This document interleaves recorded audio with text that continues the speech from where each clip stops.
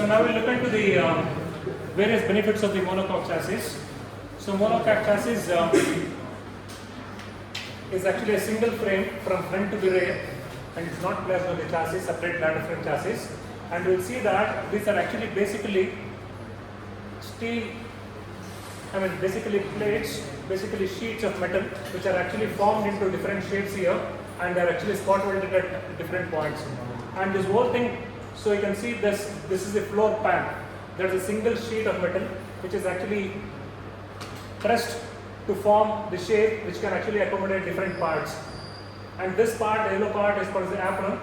This is called the unirail. And here, this is the core support. This is the strut tower. Strut, you know, McPherson strut. So McPherson strut sits at this point. So this is the tower. It has to be strong because all the wheel loads is finally transferred onto this tower. And this firewall is this part.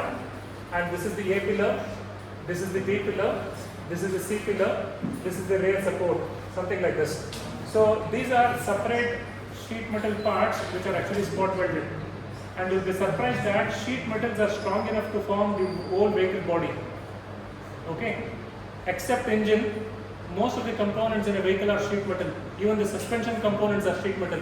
So in this way, you see the unibody construction completely made up of sheet metal. Since it's sheet metal, you know that sheets are actually formed by rolling. So that means I think you've rolled chapatis, no? So when you roll chapatis, it almost eliminates any pores or any inclusions in it.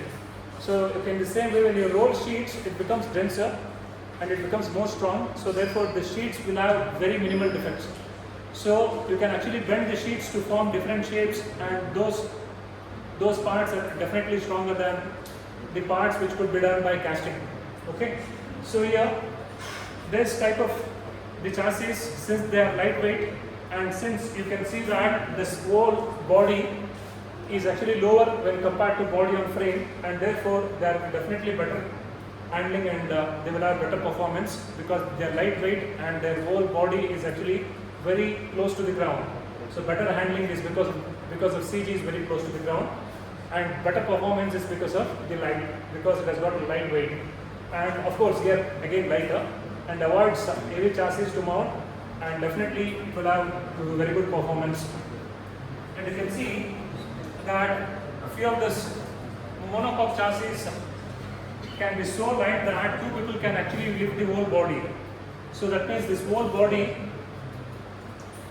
you can attach the front suspension system and the rear suspension systems and the seats and all this. You can imagine that this could be like 100 kg or something like this. So can you imagine as the chassis, which is actually ladder frame, which runs from front to the rear, where you actually fit the body on it. So can you imagine? So what would be the extra weight? So in this way, these actually are lighter, and then inherently good crash protection.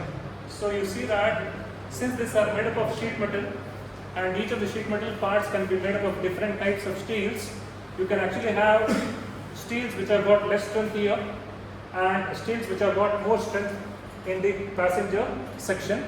So the front portion, the crumple zone, and the rear portion, which is again the crumple zones, you can have steels which have less strength, so that they can actually collapse during a collision. So since each of these parts are made separately, it's not a single casting. These are actually the sheets which are actually formed and welded together. Okay, so these actually form the crumple zones. So inherently, suppose if it was like the chassis, the body on frame, then you couldn't do that. And suppose if it was like ladder frame, you cannot do that. Ladder frame has to be a single material throughout, and the ladder frame almost projects almost to the front, and therefore you will have no crumple zones. You can see here different types of colors here, and this different colors actually refer to different steels. You can see the red one here, which has got the highest strength. So this is for A pillar, B pillar. Of course, C pillar is not considered. This is for a Volvo car.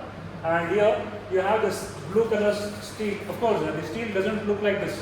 They have only color coded this. This is a digital design of the sheet metal. The sheet doesn't look like this. Okay. And these blue color looking sheet metals are actually form the crumple zones. So when there is an accident, they actually try to crumple and absorb the energy. I think you know that. Suppose if I am dropping, okay, imagine this to be the phone here. Okay, imagine this to be the phone. And if I am dropping something onto the ground, can you actually suggest a way that I can drop the phone and still the phone doesn't actually get damaged? I'll give a sheet of paper. I'll give a sheet of paper and this phone. I want you to drop the phone from this side. I'll give you just a sheet of paper and you have to do something to prevent it. So can you actually come up with a way of trying to prevent this damage to the phone? How will you do it? How will you do it?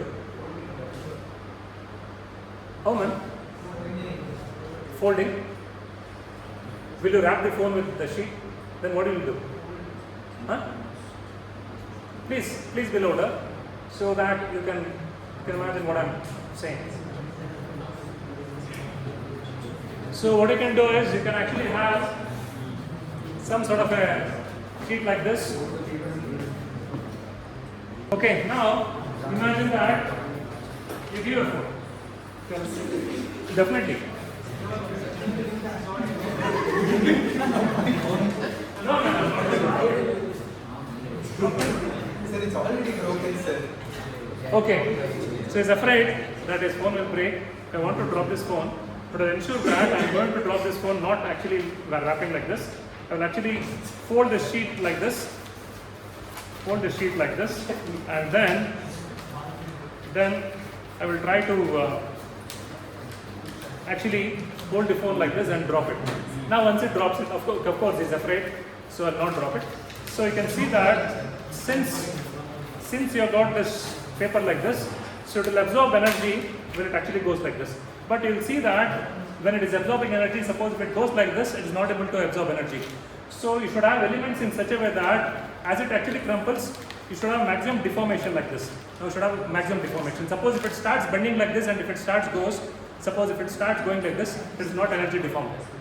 Okay, so you should have elements which actually crumple, not actually bend. You know what is actually energy absorption? So what is the energy? So energy is again work done. What is the formula for work done? Force into distance. If you can actually take more force in this distance, suppose if this part start bending and actually moving sideways, they will not be able to take more force. So you should be able to take large amount of force in this direction over larger distances. Okay. So suppose if you got a very light steel like aluminium, then they will not take much force. So then they will easily crumple. If you got a very strong steel, then what will happen? Then it will take some force, but there is no distance covered. So F into D, the force into distance has to be somehow managed in such a way that this crumple zone, the energy absorbed has to be maximum. That is F into D has to be maximum. So you should design it. So the sheets do not actually move sidewards. They should not collapse, or this belt should not come out like this, something like this. So now you should have elements in such a way that the whole thing crumples. It should not happen like this, paper bending like this. So this is how you actually design a crumple zone, and you know that it's not possible in the case of a body on frame or a ladder frame chassis, because there are no sheet metals. Sheet metals are actually quite good in taking forces as they crumple. Okay, so your phone is safe. Don't worry.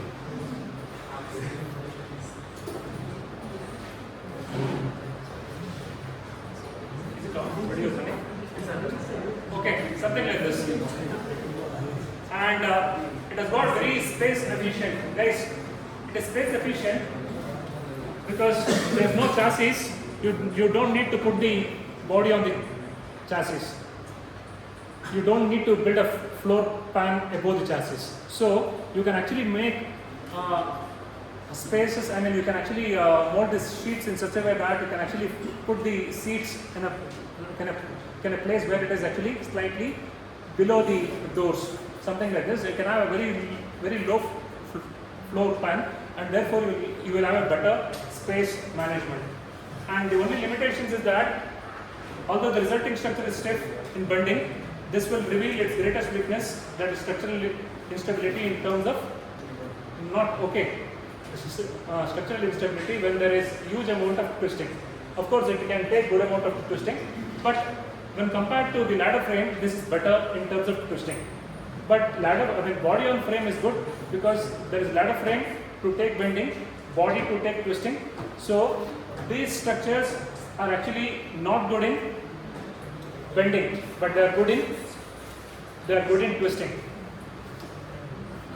And the only limitation is that suppose if these cars are actually built like few hundred cars, then you can't do this because why?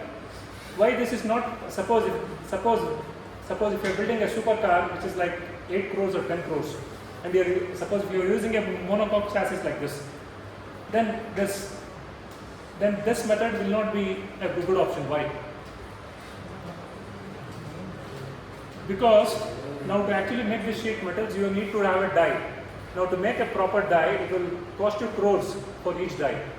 So suppose if the volumes are larger like Maruti and all these cars, then you can actually make panels, and there will be like 100 panels, side panels, you saw apron, and you have floor pan, bonnet, everything, A pillar, B pillar, and all this sheet metal. So to make that, you need to have a separate die. Die, you know what is a die? So you need to have a shape. So to make those shapes, it requires crores of money because you need that equipment. Okay, like this. So this is not good for small volume production. This is always good for large volume production. So you can compare the frame and body on frame to the unibody chassis like this. So I have already done this.